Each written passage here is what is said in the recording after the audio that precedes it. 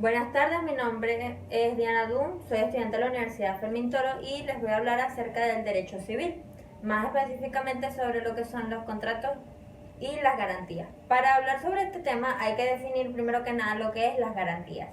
Cuando el deudor se compromete a cumplir una obligación, está comprometiendo igualmente su responsabilidad, de manera que se puede proceder a la ejecución forzosa de la obligación. Esa responsabilidad recae automáticamente sobre su persona o sobre sus bienes o patrimonio, o sobre ambas, es decir, tanto como su patrimonio como sobre su persona. Esto también podemos hablar sobre los principios fundamentales. En el derecho existen los siguientes principios, es decir, 4. La responsabilidad del deudor es meramente patrimonial, es decir, el deudor solo con sus bienes está sujeto a satisfacer el derecho a su acreedor, la cual adquiere mayor importancia en el caso de que el deudor haya cumplido su obligación. La segunda, la responsabilidad patrimonial es limitada, es decir, está consagrada en el Código Civil que en los siguientes términos el obligado personalmente está sujeto a cumplir su obligación con todos sus bienes habidos y por haber. Entre estos existen ciertas excepciones. Primero, que los bienes son inejecutables. Y segundo, que la responsabilidad es limitada. El tercer principio establece que la sujeción uniforme de los bienes del deudor consiste en que el acreedor puede trabajar ejecución indistintamente sobre cualquier bien del deudor. Y por último tenemos el principio o ley del concurso, que está consagrado en el Código Civil de manera siguiente. Los bienes del deudor son la prenda común de sus acreedores, es decir, quienes tienen en ellos un derecho igual si no hay causas legítimas de preferencia. También tenemos los bienes del deudor en los cuales se ejercita el privilegio.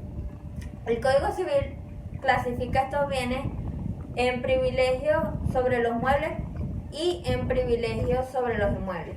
Estos, a su vez, los que son privilegios sobre los muebles se subdividen en privilegios sobre los bienes muebles y privilegios sobre los bienes inmuebles.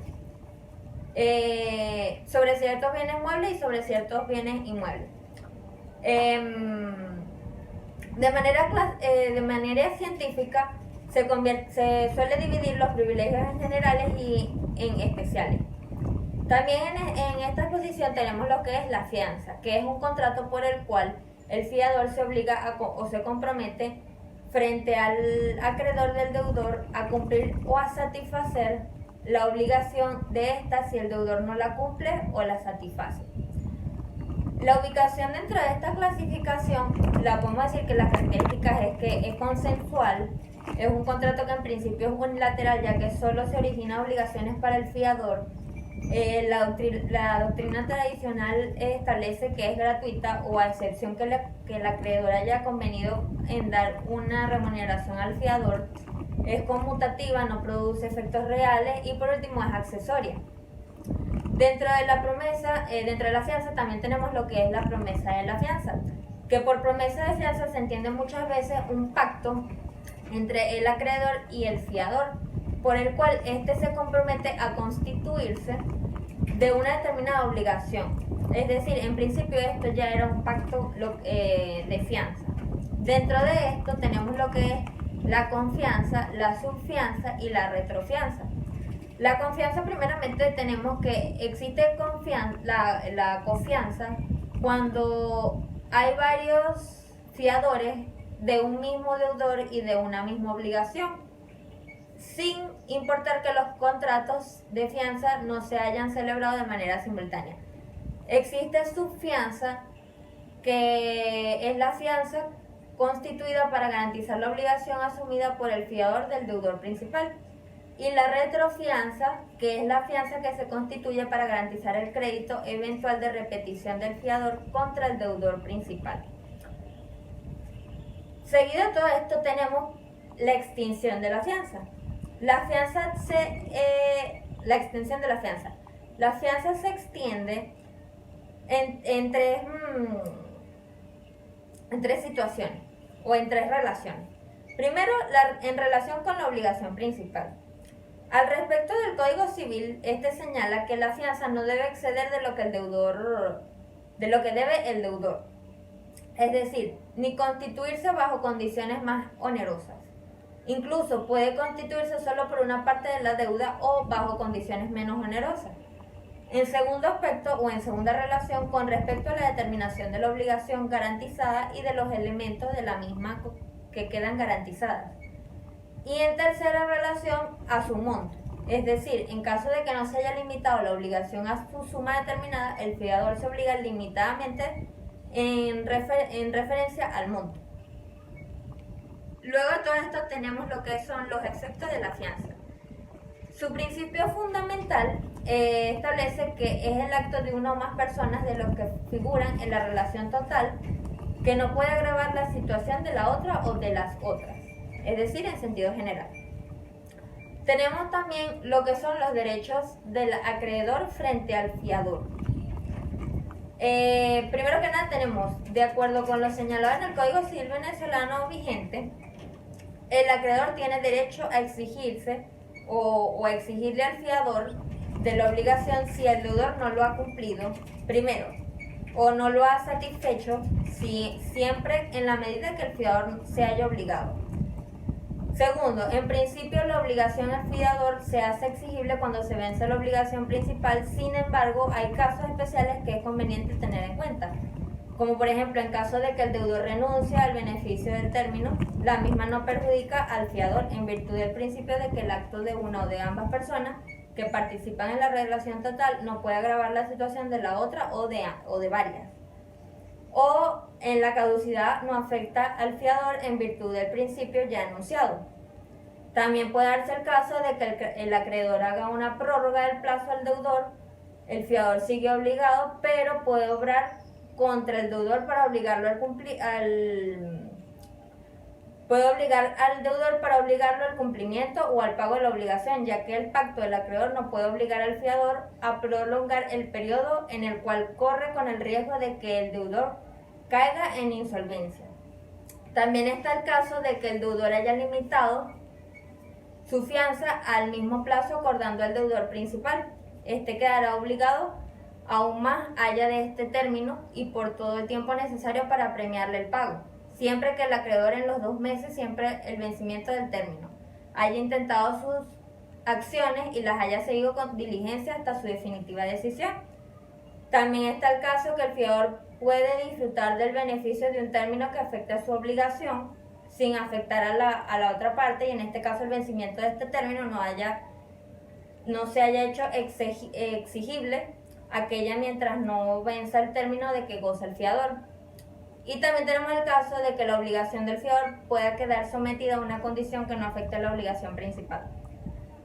Tenemos ciertas también excepciones y beneficios del fiador frente al acreedor, que de acuerdo a lo señalado en el Código Civil, el fiador puede oponer al acreedor las defensas y excepciones que le sean propias. Es decir, puede oponerle todas las excepciones que pertenezcan al deudor principal y que no sean personales a este, de la cual se deriva el fiador puede oponer al acreedor: la nulidad absoluta de la obligación principal, la nulidad relativa de la obligación principal, que la obligación principal de una obligación natural, la caducidad del derecho a crédito, la oferta real, la compensación, la remisión de la obligación principal, entre muchas otras. También tenemos lo que es la extinción de la fianza. La fianza se puede extinguir por vía de consecuencia, o sea, por extinción de la obligación principal, o por vía principal, o sea, independientemente de que se haya extinguido la obligación. Tenemos lo que es también la prenda ordinaria. La prenda ordinaria es un contrato por el cual o el deudor o un tercero, es decir, el deudor o otra persona, dan al acreedor una cosa mueble, un objeto, en seguridad de crédito, la cual deberá restituirse al quedar extinguida la obligación. Estas gozan de ciertas características. Es unilateral, de él se derivan obligaciones solo para una de las partes contratantes, que es el acreedor. Es también sinalagmático o imperfecto. Si el acreedor efectúa gastos para el mantenimiento y conservación de la cosa, que deben ser devueltos por el deudor o constituyente una vez extinguido el contrato, se debe mantener. El contrato de prenda es real, se perfecciona con el consentimiento libre y manifiesta con la entrega o tradición de la cosa, es decir, es una prenda tradicional. Y también por último tenemos que un contrato de garantía. Permite asegurar el contrato que el deudor ha contraído con su acreedor. Esta es su finalidad principal y esencial. También tenemos que son facultades o derechos que se conceden al acreedor prendario. Primero es un derecho de persecución.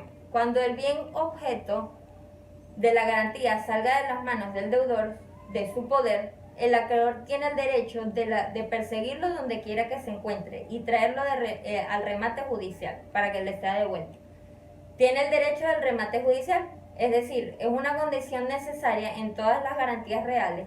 No puede haber pacto expreso, el deudor no puede renunciar al remate y no puede otorgar al acreedor la cosa directamente.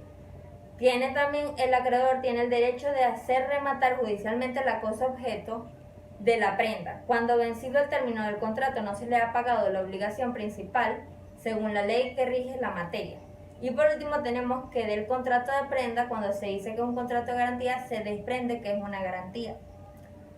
Tenemos que las cosas que pueden darse en prenda pueden ser constituidas sobre bienes muebles, que es la prenda tradicional, pueden ser constituidas sobre bienes que estén en el comercio o que puedan ser objeto de ejecución forzosa, y pueden ser constituidas sobre cosas que puedan ser poseídas. También tenemos lo que es la hipoteca inmobiliaria, que es uno de los últimos temas. La hipoteca inmobiliaria es un derecho real de garantía que se constituye mediante el registro de un título sobre bienes inmuebles determinados del deudor o de un tercero, los cuales no pasa a poseer el acreedor garantizado, sino que se atribuye a este el poder de hacer ejecutar dichos bienes incluso frente al tercero constituyente. Y el tercero adquiriente y la pretensión de ser satisfecho con preferencia sobre el precio obtenido como resultado de la ejecución. Es decir, en definición, se habla de un derecho real que se constituye porque el título puede surgir de un contrato, de la ley o de una sentencia. Para que nazca el derecho real es necesario el registro del título. Sin él no habría derecho real de hipoteca. Este goza de ciertas características. Primero, es de carácter real, de garantía. No se puede hablar del bien solo, hay que hacer referencia necesariamente al derecho real de garantía, pues el bien resulta modificado en su situación jurídica. El acreedor puede ejecutar el bien a los fines de satisfacer su crédito. La ley permite que ese acreedor persiga el bien en manos de quien se encuentre y además tendrá una prelación que consiste en excluir a otros acreedores en caso de concurso, en el remate del bien y satisfacerse con primacía sobre el precio.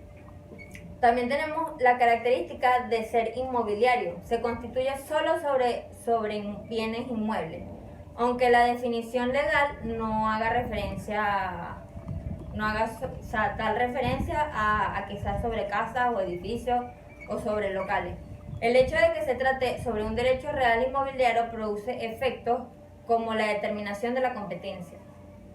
También tenemos la característica de la accesoriedad, que es un derecho real de garantía, por lo que el presupuesto necesario es la existencia de un crédito, el cual se debe garantizar. Dicho en otras palabras, lo principal de la garantía de un crédito, originando la accesoriedad, como consecuencia que si el crédito se extingue, se extinguirá la hipoteca.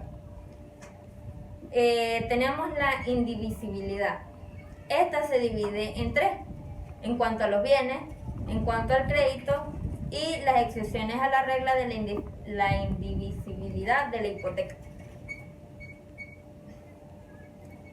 Por último tenemos la especialidad.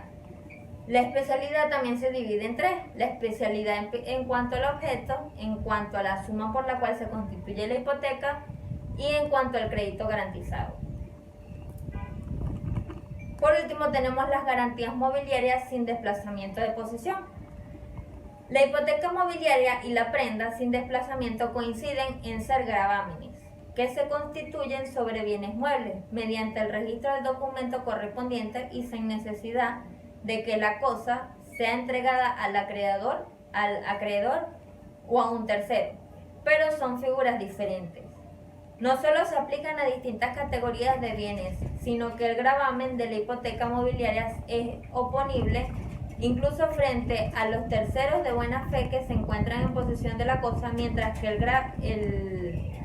gravamen de la prenda sin desplazamiento no es oponible a esos terceros. Gracias.